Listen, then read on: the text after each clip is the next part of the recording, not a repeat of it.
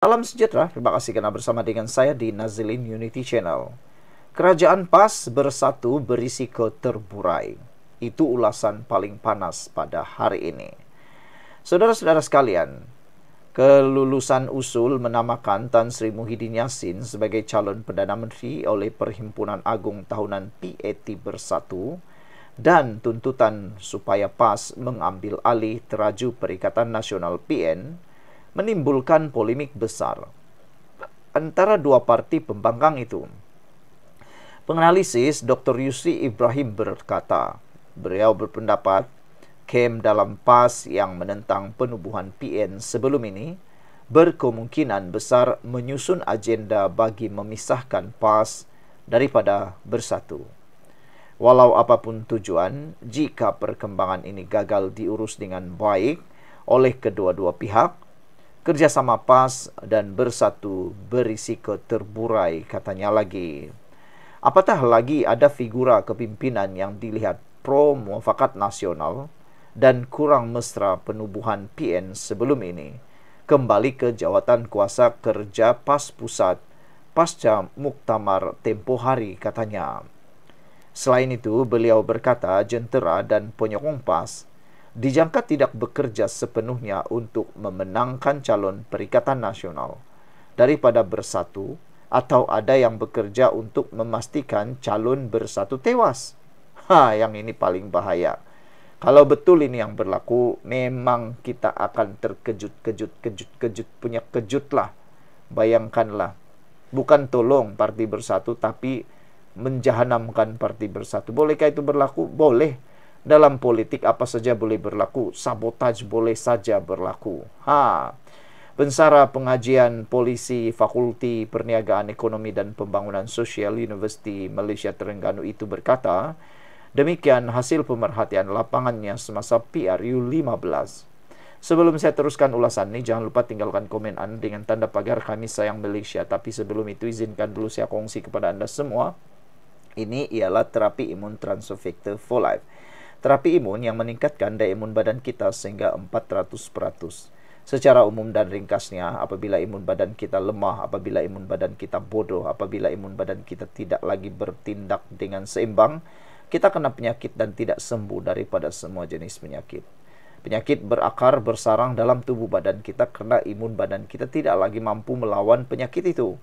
Tapi terapi imun ini mengajar menguatkan, menjadikan imun badan kita bijaksana dan seimbang. Apabila imun badan kita sudah jadi kuat, bijaksana dan seimbang, imun badan itulah yang akan melawan dan menghancurkan semua penyakit yang ada dalam tubuh badan kita. Kehebatan produk Transofector ini tidak boleh lagi disangkal. Ianya lulus KKM halal dan diperakui oleh semua doktor di seluruh dunia. Produk ini lulus KKM. Cepat dapatkannya melalui nombor telefon saya yang tertera. Produk ini adalah penemuan paling bersejarah dalam dunia kedokteran abad ini. Kalau Anda sudah berdoa bertahun-tahun untuk masalah kesehatan Anda, mungkin ini jawaban yang Tuhan hantar untuk Anda semua. Menurutnya lagi, jentera pilihan raya PAS tidak bekerja untuk memastikan kemenangan Datuk Seri Azmin Ali di Parlimen Gombak. Kes hampir sama saya jumpa dalam pemerhatian lapangan PRN 2023 di Pulau Pinang, katanya. Kerusi bayan lepas yang ditandingi Datuk Dominic Lau. Berdasarkan gelombang hijau yang sedang memuncak pada waktu itu, kerusi tersebut sebenarnya dalam radar kemenangan kepada PN.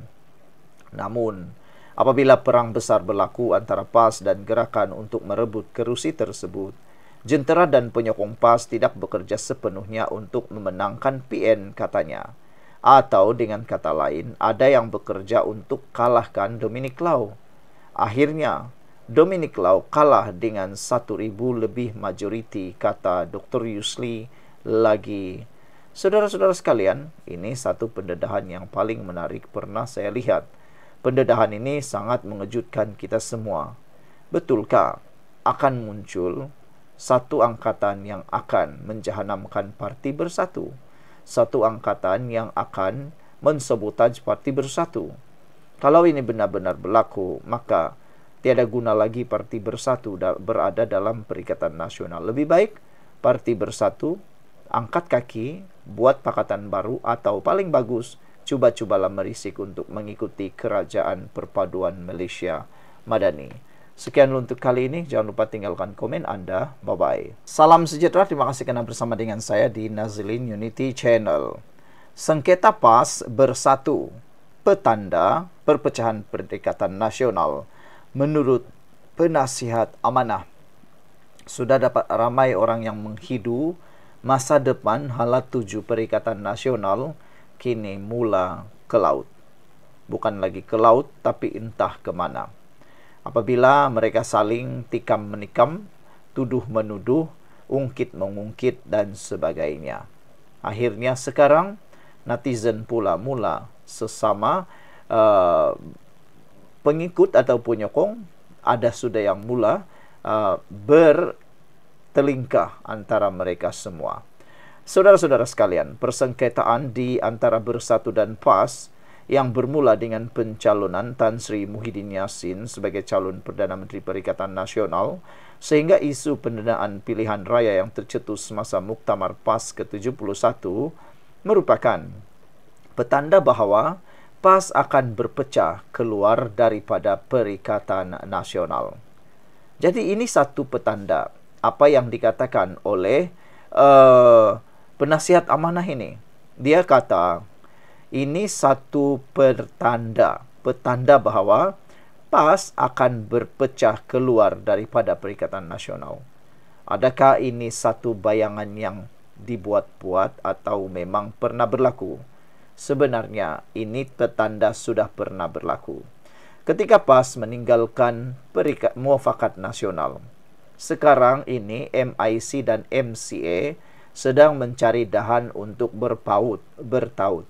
Baru tadi saja kita sudah membaca ada beberapa parti, kalau saya tak silap ada MIC kah MCA itu dah menyatakan bahawa mereka sedang mempertimbangkan menyertai Perikatan Nasional Muafakat. Jadi kita pun tak tahulah apakah betul-betul mereka akan menyertai atau tidak, dan adakah PAS akan keluar Perikatan Nasional. Keadaan ini diburukkan lagi dengan usaha Muhyiddin mewujudkan pakatan longgar dengan parti-parti pembangkang kecil di luar PN. Oh, rupa-rupanya aku pun baru terfikir. Tindakan Muhyiddin membuat pakatan longgar dengan parti-parti pembangkang kecil di luar PN juga telah menyebabkan PAS mungkin rasa terancam. Itu sebabnya PAS sekarang sudah mula lawan bos. Jadi sekarang ini rupa-rupanya dua-dua pun padan muka, kata netizen. Sebelum kita teruskan ulasan ini, jangan lupa tinggalkan komen Anda. Dan saya perkenalkan dulu, ini terapi imun transfer factor for life. Terapi imun transfer factor ini adalah menguatkan imun badan kita, mendidik imun badan kita supaya jadi bijaksana, dan juga menyeimbangkan imun badan kita. Secara umum dan ringkasnya, apabila imun badan kita jadi bodoh, apabila imun badan kita jadi bodoh dan lemah serta tidak lagi seimbang, kita kena penyakit dan tidak sembuh daripada semua jenis penyakit. Penyakit berakar dalam tubuh badan kita, lalu kita kena penyakit. Tapi terapi imun ini mengajar, mendidik, menguatkan dan juga menyeimbangkan sistem imun badan kita. Apabila imun badan kita sudah jadi kuat, bijaksana dan seimbang, imun badan itulah yang akan menghancurkan dan menghapuskan semua akar penyakit yang ada dalam tubuh badan kita. Lalu kita sembuh daripada semua jenis penyakit. Cepat dapatkan produk yang hebat ini melalui nombor telefon saya yang tertera. Produk ini lulus KKM, halal, diperakui oleh doktor-doktor di seluruh dunia dan merupakan penemuan paling bersejarah dalam dunia kedokteran abad ini. Kalau Anda sudah berdoa bertahun-tahun untuk masalah kesehatan Anda, mungkin ini jawaban daripada Tuhan untuk Anda semua. Saudara, apa yang saya tak pernah fikir ialah keadaan ini sebenarnya rupa-rupanya diburukkan dengan usaha Muhyiddin mewujudkan pakatan longgar dengan parti-parti pembangkang kecil di luar PN. Oh, rupa-rupanya inilah dia punya rantaian. Pakatan longgar yang diumumkan oleh Muhyiddin belum diputuskan oleh PN. Mereka belum ada keserasian. Ini petanda bahawa pakatan mereka akan pecah. Hadi ini berpakat tak lebih dari 2 penggal, kata beliau, kata penasihat Parti Amanah Nasional Datuk Ahmad Awang. Beliau berkata demikian dalam satu wawancara eksklusif bersama Harapan Daily semalam sempena sambutan Sedekad Penubuhan Amanah yang diadakan pada 4 Oktober di Stadium Titiwangsa. Beliau menambah bahawa realiti politik kini ialah perlunya pakatan politik. Politik sekarang ada 2 pakatan sahaja, BN mesti bersama Pakatan Harapan. Di sebelah sana pakatan yang longgar macam mana nak perintah. Nanti mereka akan berebut jawatan alam kerajaan, dalam kerajaan dan JLC. Mereka mahukan jawatan saja. Hutang negara akan bertambah, bajet akan meningkat dengan peningkatan gaji awam dan penyelarasan pencen. Ini melibatkan pertambahan berbilion ringgit. Pakatan yang longgar akan pecah berebut jawatan sekiranya membentuk kerajaan. Mereka akan banyakkan menteri dan ekonomi dunia juga dijangka suram. Kerajaan yang ada sekarang tahu apa yang perlu dibuat. Anwar berani mengurangkan belanja dan menambah kemudahan untuk rakyat. Peningkatan bilangan menteri telah pun dilaksanakan ketika Muhyiddin membentuk kerajaan tebuk atap sebelum ini. Keyakinan beliau berkenan perpecahan PN juga adalah disebabkan oleh rekod PAS dalam mengadakan kerjasama politik dengan parti politik lain. Beliau mengimbau kerjasama yang dibuat oleh PAS sejak tahun 1990 bila PAS bekerjasama dengan Parti Semangat 46, pimpinan Tengku Razali Hamzah. Kerjasama dengan Semangat 46 pecah dalam penggal kedua. Kemudian dengan DAP pada tahun 1999 juga begitu. Datuk Seri Anwar Ibrahim juga telah mengusahakan barisan alternatif yang menyatukan PAS, PKR dan DAP. PAS turut main putar belit di dalam mufakat nasional dengan UMNO. Sekarang pula dengan bersatu di dalam PN. Berhubung isu pendanaan parti, Datuk Ahmad Awang yakin bahawa bekas parti beliau itu tidak mempunyai dana yang cukup untuk bertanding di seluruh negara. Perikatan Nasional beri wang kepada mereka. PAS mana ada wang bertanding seluruh negara. Sewaktu zaman Perdana Menteri Datuk Seri Najib, PAS diberi wang untuk bertanding oleh Najib. Perkara itu didedahkan oleh Clary Rowcastle Brown. Kata beliau merujuk kepada editor laman berita Sarawak Report. Tindakan mahkamah oleh Hadi terhadap Brown mengakibatkan PAS terpaksa membayar Brown 1.4 juta pada tahun 2019.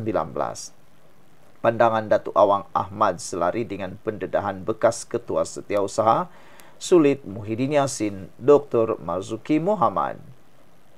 Datuk Awang Ahmad Awang turut berkata bahawa ketidakpuasan hati PAS terhadap Bersatu juga berpunca daripada tindakan Bersatu yang membolot jawatan di peringkat pimpinan Perikatan Nasional. Hanya jawatan bendahari diberikan kepada Menteri Besar Terengganu Datuk Seri Ahmad Samsuri Mokhtar. Samsuri bagaimanapun telah meletakkan jawatan tersebut berbalik kepada isu menghalal dan mengharamkan tindakan sekutu. Datuk Ahmad Awang berkata bahawa sudah menyucikan parti pembangkang seperti MAP pimpinan P. Watam Murti dan Uramai pimpinan P. Ramasamy atas dasar kebersamaan menentang kerajaan zalim. Kadar membohong rasuah pula pun begitu juga. Ini kaedah PAS, rasuah dikatakan sebagai sedekah. Ia menjadikan imej Islam tercemar. Beliau menyatakan bahawa Presiden PAS Tan Sri Abdul Ahadi Awang telah berjaya memperbodohkan pengikut parti itu. Siapa jadi pandai bila sertai PAS akan jadi bodoh, otak dipajak. Doktrin PAS berjaya memperbodohkan pengikut. PAS ialah Hadi, Hadi ialah PAS sekarang, katanya lagi. Sekian untuk kali ini, jangan lupa tinggalkan komen anda. Bye-bye.